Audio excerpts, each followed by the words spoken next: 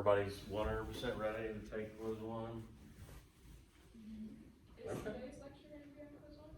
Say again? Is today's lecture going to be on quiz one? There is no lecture today. Oh. This is just ask questions and review day. So, I think quiz opens at 12:30 or something like that. Stays open through the weekend if you need some more time, but yeah, you've got all the content at this point. We had the very first lecture on foundations, and then we had development of the discipline, and then we had the Heritage of Africa lecture. That's your 3 lectures from which most of the questions will come. The first 2 line up completely and directly with the textbook chapters 1 and 2. 3 diverges a little bit. And then you've got the 6-minute video of Dr. Karenga talking about Black Studies, and that's it. That's your content for quiz 1. So you are good to go. Do you have any questions about it? How many questions are there? It's 11. So typically this will be the format. What the hell just happened? This is really trying me today. Everything up here is trying me today. That will typically be the format. 10 questions, 10 points each, with a bonus question usually that's just worth 10 more points, same as the others. And it'll typically be short written response. I'm not looking for an essay, but also not 1 or 2 or 3 words either, a few sentences. With a few multiple choice or maybe a fill in the blanks question thrown in there, that kind of thing. So it'll be a mix in terms of the kinds of questions, probably majority those short written response. You will have an hour with a 5-minute grace period. They are open book, open note, but I promise you, I'm looking out of these faces, I've seen y'all every time, so there may be somebody who hasn't been here, hasn't watched the lectures, think they'll open up the quiz and then go back to the lectures to try to seek out the answers, and I promise you're not gonna have time to do it that way. Also, I put in my announcement, my disclaimer or warning about don't Google the questions and be going on Spark Notes and Wikipedia and shit. Actually, it'd be harder to do that in this class than some of the others I teach, but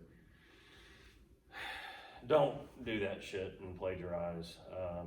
You got the lecture notes, you got the lecture video, you got the textbook, you got everything you need to do this right. In terms of things maybe to focus on, since I will give you a comprehensive study guide for the midterm and for the final. I don't do that for each of these quizzes because we got 6 of them, and that'd be kind of overkill for me. But I will tell you in terms of the lectures, in the first lecture I would pay attention to. We talked about, what are the core content or subject areas of African American studies? Right, what are they?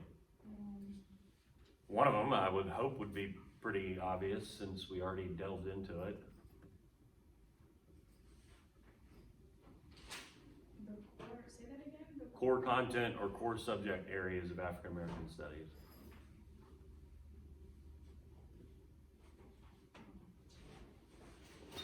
All right. Everybody's gonna fail. Okay. Maybe that doesn't make sense. So it's an interdisciplinary discipline, right? So what would be among the disciplines that are part of this interdisciplinary discipline, academically speaking? Huh? I'm so deaf to begin with, and in the maths, I just can't hear anything. Scream at me. History. History? Oh, okay. What else? Psychology, indeed, thank you. The humanities, arts and culture and literature, right? Yeah. So that is something to pay attention to. This is an interdisciplinary discipline. We have academic departments, so you have people who are historians or psychologists, for example, economists, political scientists. African American Studies seeks to integrate all of these disciplines. So if I gave you a list and said which of these is among or not among those disciplines included in African American Studies, you could look and say, okay, I don't recognize that one, but I do see history, political science, economics, psychology. Does that make sense? Yes. You should be able to identify those. Also in that first lecture, the last sort of third of it, and same with your textbook chapter, although I kind of picked out the ones I thought were most important, they give you foundational Black intellectuals. And we talked about everybody from David Walker to W.E.B. Du Bois, right? Familiarize yourself with at least a couple of those individuals. What I mean is go through, maybe watch the lecture video again, make sure that you've got a firm grasp and can tell me something about at least a couple of those people. The textbook throws out like 15 of them. I think I maybe picked like 6 or 7, maybe a few more, but I'm not gonna make you tell me about every single one of those people, but there should be at least a few that you should be able to, be fairly familiar with. Just whoever strikes you is the most interesting, I suppose. And then there's the video. I watched it again, and what is his name? I forget the interviewer, is longtime journalist, Tony Brown. And it's from like the early 80s or something, when like I was a kid, and it's like the most lo-fi production ever, and kind of a time machine, but nonetheless, the knowledge that Dr. Karenga is putting out there is, it doesn't matter how old it is or how lo-fi the production is. He's talking about sort of the relevance of what was called then Black Studies, and what he thinks is a sort of, quote, relevant education. And this dovetails with what's in your textbook, talking about traditional American education being ethnocentric and Eurocentric, and that having no relevance, for a lot of people in a multiracial society. So just pay attention, just a couple of minutes into that video where Dr. Karenga is talking about, hey, this is what I think is a relevant education. And what that meant to, do you remember where the first Black Studies department was established? It's another thing I'm going to ask you about. When we get into that next lecture, I talk about the student movement. You should be able to tell me, I basically spent the first third of that lecture talking about both white and Black students in the 1960s and the protest movements, plural, that took shape, and the institutions like SDS and SNCC. And then we talked about the various things, campus protests, things that issues at hand, and a few specific instances, both at majority white institutions and at HBCUs. And all of that sort of culminates with San Francisco State College. And that's where Jimmy Garrett and Dr. Hare were able to eventually establish the first Black Studies department. And of course, it grew from there at a time when the student protest movement was gravitating away from Dr. King and John Lewis and this philosophy of nonviolent passive resistance and civil disobedience, and more towards Malcolm X, Stokely Carmichael, Garveyism, and Black Power, right? So you should be able to kind of explain to me how the student movement eventually leads to Black Studies departments. Do you remember there's one key development, and a couple of things. I guess you could tell me, one, what was it ultimately that the students at San Francisco State had to do in order to get their way?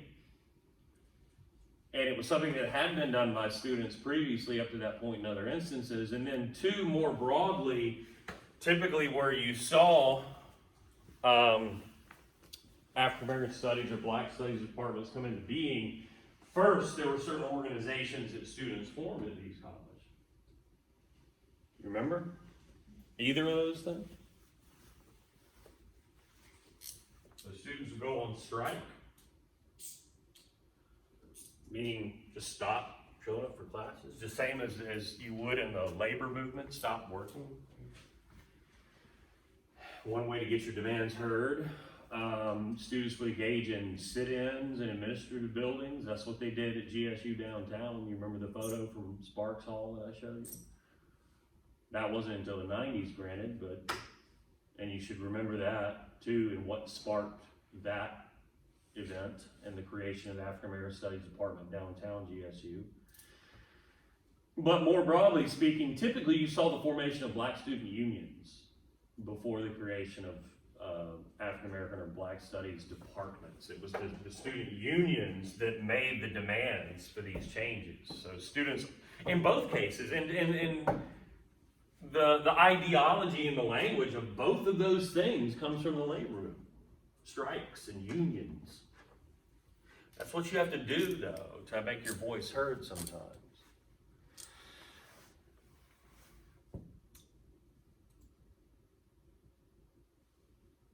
Also in that lecture, that second lecture, and this is straight from your textbook, it goes on to talk about the relationship between African American studies as a discipline and some other academic approaches, not that are, opposed or substantially different, but that might work within or together with an African American studies approach. They talk about Afrocentricity and Black consciousness, and pay a special attention to Dr. Karenga and Kawaida theory and the Nguso Saba, the 7 fundamental tenets of Kawaida theory that are celebrated each year at Kwanzaa.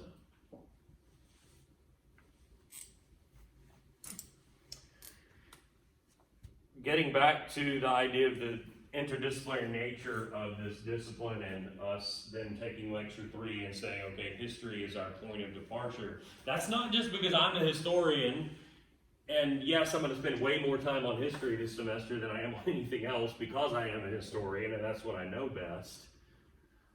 And that's what I like best, and that's just what I'm going to do because we have that kind of autonomy. But in my defense, Dr. Karenga and others in your textbook tell us history is the fundamental discipline. This should be your point of departure. You should start with Africa and African civilizations and go from there. You should start from there and move on to the slave trade and then provide that foundation. So pay attention in your textbook or in the lecture where I talk about why is it that history is so important to African American studies as a discipline. And then in that lecture, we went on to sort of, and I indulged myself in Google Earth and geography, and we kind of examined the geography of the vast, enormous African continent, its many different features and climates and people. And then we began with the Egyptians. We talked about ancient Egyptian civilization and how that was sort of, there was an attempt to co-opt that on the part of white Europeans, and your textbook reveals, though, I mean, what does it say about this question of, well, were the Egyptians black? Were they? They weren't white. that was a fiction. They were not one and the same with some sub-Saharan African people. Go ahead. Wasn't that like they were at first, they were all black at first, but then the Greeks came and they mingled kind of together. But the Ethiopians too, and so they're mixed race people that are absolutely not white, right? So more black than white, certainly, regardless of what traditional European and American history have tried to suggest. So, in fact, if you want to judge it by the standards of those people in that history, then they were in fact black because they were mixed race and probably majority black, and certainly more similar to sub-Saharan Africans. And so I think that is the point exactly that your textbook was trying to make. And so yes, we very much should study the history of the ancient Egyptians, at least for a little bit, and we did. And then we talked about the arrival in the African continent of Islam, beginning shortly after the time of the Prophet Muhammad in the 7th century. And you should be able to tell me, where does Islam take hold in Africa? We look at the vast African continent from the 600s to about where we left off, which was about, we're kind of set up right around the time of the beginnings of the Atlantic slave trade in the 1500s. So in that slightly less than 1,000-year period, Islam permeates the African continent. There are a lot of places that it reaches. A few places it doesn't. Like, I mean, we could say for sure, okay, like southern and south central Africa, Islam doesn't make it that far, right? But even in the places where it does, do you remember there's at least one place that remains a sort of Christian stronghold? Yeah, Axum, which becomes Ethiopia, right? Ethiopia has been this sort of Christian stronghold in an otherwise Muslim part of Africa, Northeast Africa certainly, everything north of the Sahara, but also even sub-Saharan West Africa, and also parts of sub-Saharan East Africa and the Horn, but not Ethiopia. So Somalia to the east, yes. To the north, maybe Djibouti, Eritrea. To the west, certainly Sudan, but not Ethiopia. To the west, sub-Saharan West Africa we talked about, and this is where it dovetails that lecture with your textbook, because it kind of says, okay, well, let me ask you, what was the rationale for when the textbook says we're going to, here in our historical point of departure Africa discussion, focus on this area? Why for African American studies would that area be more relevant than the rest of Africa?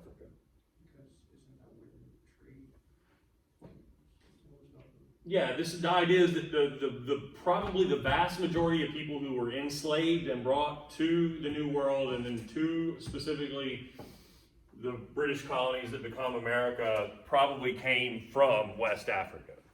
And so they focused on the three great empires of West Africa, which in historical succession were, do you remember them? Mali was one, that was the middle one. Ghana was the first one, absolutely.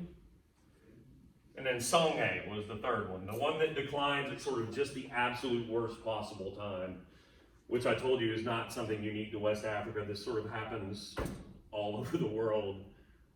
India and China, they experience declines at just the most inopportune time. So yeah, you want to be familiar with what we said about Ghana and Mali and Songhai.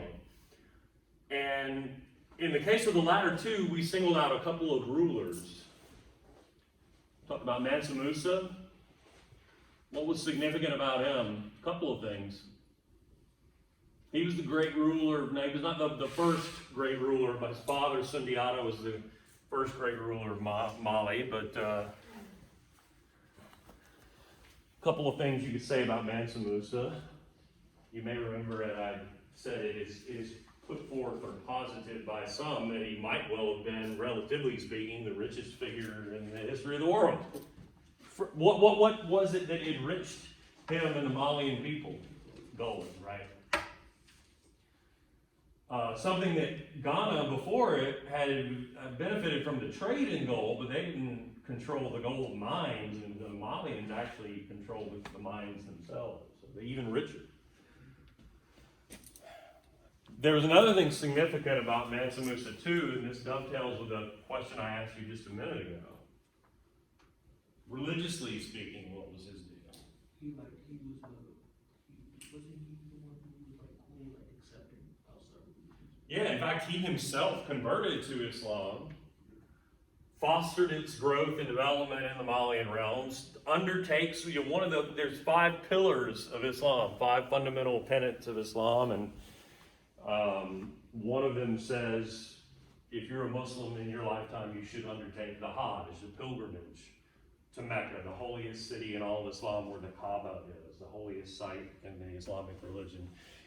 And Mansa Musa did that, and when he returns from Mecca, he brings with him all these Muslim scholars to basically serve on the faculty at Sankor Madrasa University in Timbuktu. So that becomes a great cultural and intellectual center that he enriches by bringing back with him from the Muslim Holy Land these great scholars and intellectuals.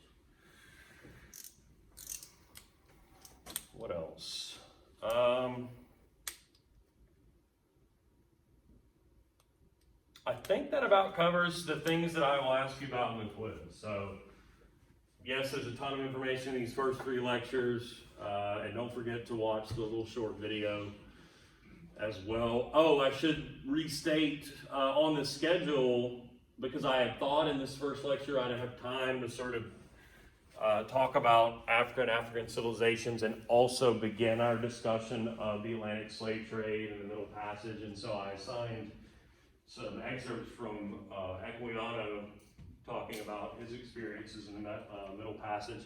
We didn't get to that, so I pushed that. That'll be pushed to the quiz 2 period, that reading. Does that make sense?